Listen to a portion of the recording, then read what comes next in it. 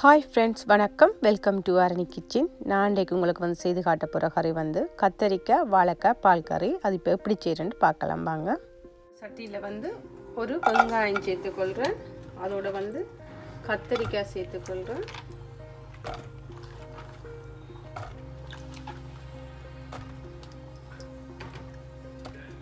அடுத்ததாக வந்து வாழைக்காய், ஒரு கத்தரிக்காய் 2 வாழைக்காய் எடுத்துக்கொள்கிறேன்.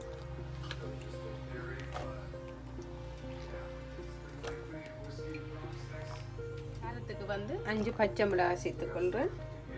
இந்த கத்தரிக்காயும் வாழைக்காயும் மூழ்கிற அளவுக்கு தண்ணி சேர்த்துக்கொள்ள வேணும்.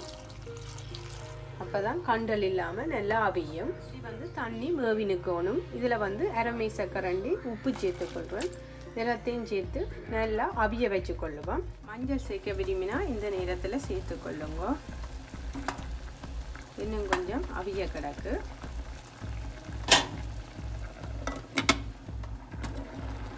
இப்போ வந்து நான் ஒரு மேசக்கரண்டி அளவு தேங்காய் பால்மா பவுடர் சேர்த்துக்கொள்வேன்.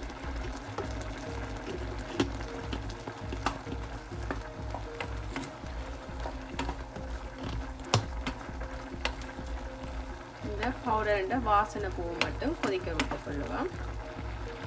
காயை வந்து நல்லா மசிச்சு விட்டு கொள்ளுவோம்.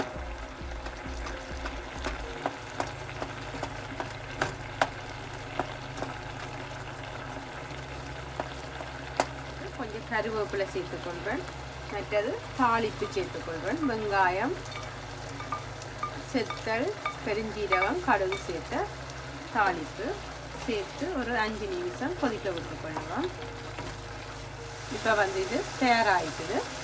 கத்தரிக்காய் வாழைக்காய் பால் கறி வந்து தயாராகிட்டுது. கறி வந்து நல்லா ஆற விட்டு பாதி தேசி புளி சேர்த்துக்கொள்ளுங்க.